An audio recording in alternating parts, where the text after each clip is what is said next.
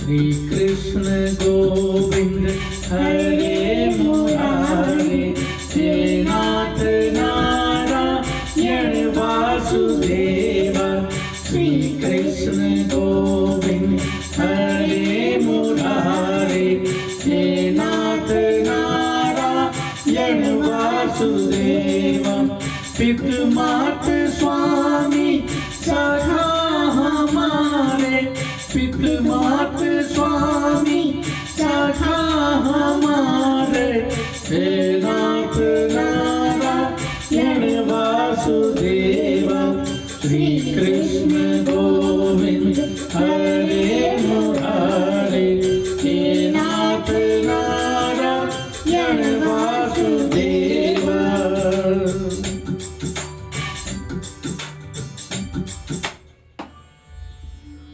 और लीजिए अब हम श्री कृष्ण भावनंदिनी जी से आगे की भागवत की बड़े ही मधुर मधुर प्रसंगों के लिए आवेदन करते हैं कि वे हमें मधुर कथाएं सुनाएं।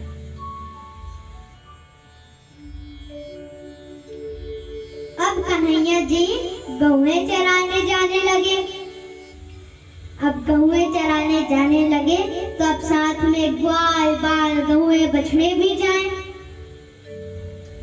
तो अब गौओं को चराने जाए कन्हैया, तो अब जिस रास्ते से जाए तो गोपियों को पता चल जाता, तो वो सारे काम धाम छोड़ के उसी रास्ते पे आके खड़े हो जाए कि सवेरे सवेरे कन्हैया की सुंदर छवि के दर्शन हो जाएंगे। अब गौएं चराने जाते हैं तो अब गौओं की गली में घंटी बंधी है, घंटी की सुंदर आवाज आ रही है। भगवान पीले वस्त्र धारण हुए, ए मोर मुकुट लगाए हुए, हाथ में बांसुरी लिए हुए, पीले वस्त्र धारण किए हुए अब गौओं को चराने ले जा रहे हैं। जब कन्हैया जी गौएं चराने जाते थे तब मैया कुछ खाने को रख देती थी कि अगर भूख लगे तो वो खा ले, भोग रख देती थी। तो जब सबको भूख लगती तो सब अपने अपने डब्बे निकाल के सब मिलजुल के खाते। सारे ग्वाल बाल अपने घर से कुछ ना कुछ खाने को लेके आते। फिर अब एक दिन सबने अपनी अपनी पोटली एक साथ खोली खाने की। तो अब कन्हैया जी ने कहा कि मधुमंगल, आज तू जो लाया है वही हम खाएंगे।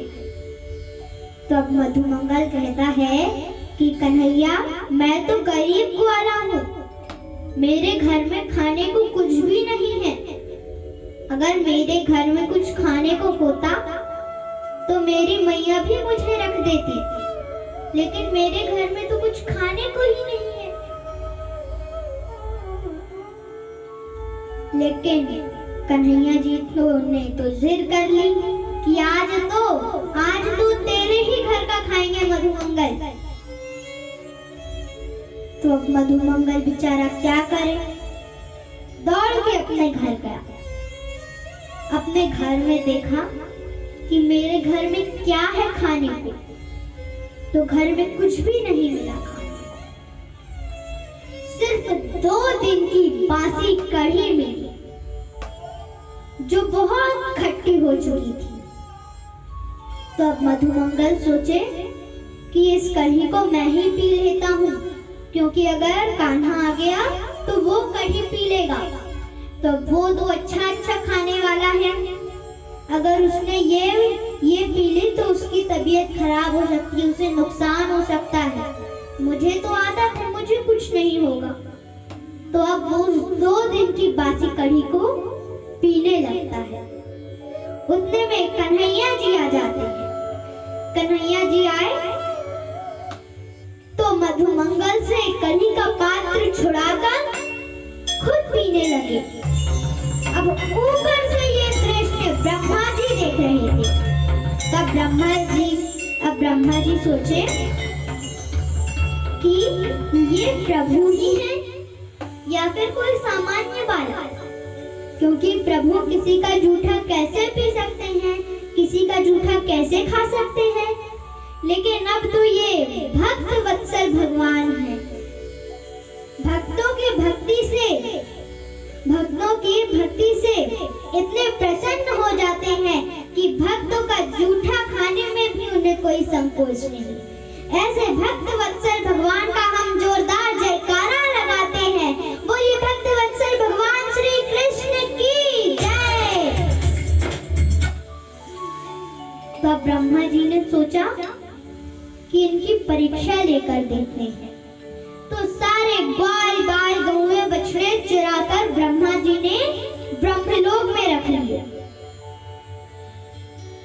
फिर अब कन्हैया जी ने देखा, तब वो तो परमेश्वर है, वो समझ गए कि ब्रह्मा जी को अहंकार आ गया है और ये कार्य ब्रह्मा जी का ही है। तो अब कन्हैया जी ने वैसे ही ग्वाल बाल गौए बछड़े बना लिए और किसी को भी ये पता नहीं चला कि ये असली ग्वाल बाल गौए बछड़े नहीं हैं।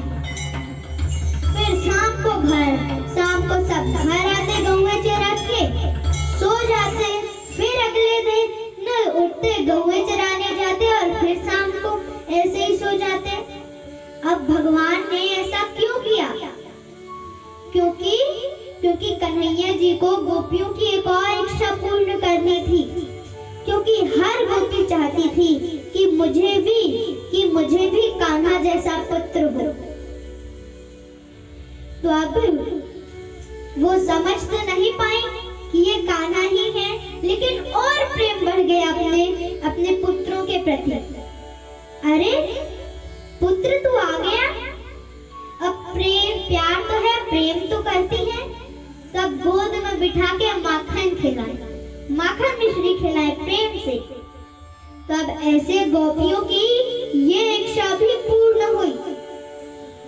अब ब्रह्मलोक में एक दिन बीता था और गोकुल में एक वर्ष बीत चुका था। पृथ्वी में, गोकुल में एक वर्ष बीत गया था, एक साल बीत गया था और ब्रह्मलोक में ब्रह्मा जी का एक दिन बीता था। तो ब्रह्मा जी सोचे कि अब नीचे क्या हाल चाल है, कोई खबर तो आई नहीं, तो देखते हैं।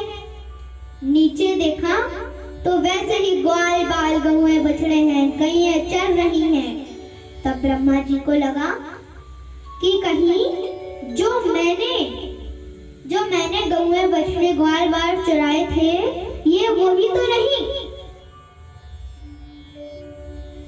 तो अब ब्रह्मा जी ने ध्यान लगाकर ब्रह्मलोक में देखा, वहां पर भी वैसे ही ग्वाल बाल है, गौएं चर रही हैं। अब ब्रह्मा जी समझ गए कि ये साक्षात भगवान विष्णु है और फिर कहा कि हे प्रभु आप मुझे दर्शन दे। तब कन्हैया जी अपने विराट चतुर्भुजी रूप में दर्शन देते हैं। बोलिए कृष्ण कन्हैया लाल की जय, बोलिए बांके बिहारी लाल की जय। और फिर कन्हैया जी कहते हैं कि अब ब्रह्मा जी कहते हैं कि प्रभु आप मुझे क्षमा करें, मुझे अहंकार आ गया था। फिर कन्हैया जी कहते हैं, अपनी माया से दिखाते हैं कि ये देखो ब्रह्मा, मैं तो खुद ही ब्रह्मा बनाता हूँ, तुम तो सिर्फ 4 सिर वाले ब्रह्मा हो। ये देखो 10 सिर वाले, 20 सिर वाले, 100 सिर वाले, 1000 सिर वाले ब्रह्मा मैंने बनाए हैं। तब ब्रह्मा जी क्षमा मांगते हैं कि प्रभु मुझे अहंकार आ गया था, तो आप मुझ पे एक कृपा करें कि अब मुझे कभी अहंकार ना आए, ऐसे आप मुझ पर कृपा करें। तो कन्हैया जी माफ करके कहते हैं कि आपका कल्याण हो, गए थे कि ब्रह्मा जी को अहंकार आ गया है। कैसा अहंकार आ गया है कि सारी सृष्टि तो मैंने ही रची है, 14 भुवन मैंने रचे हैं। अगर मैं सृष्टि ना बनाता तो ये सृष्टि बनती नहीं।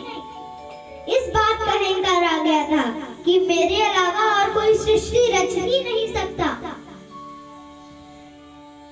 तब कन्हैया जी ने, भगवान ने उनका अहंकार तोड़ा कि ये देखो ब्रह्मा, मैं सृष्टि बना भी सकता हूँ और जान भी डाल सकता हूँ। तुम तो सिर्फ सृष्टि रच सकते हो, तुम सिर्फ मनुष्य का पुतला बना सकते हो, लेकिन जान नहीं डाल सकते। जान मैं ही डालता हूँ और मैं बना भी सकता हूँ और जान भी डाल सकता हूँ। तुम सिर्फ पुतला बना सकते हो, तुम जान नहीं डाल सकते हो। बोलिए कृष्ण कन्हैया लाल की जय, बोलिए भाग्य बिहारी लाल की जय।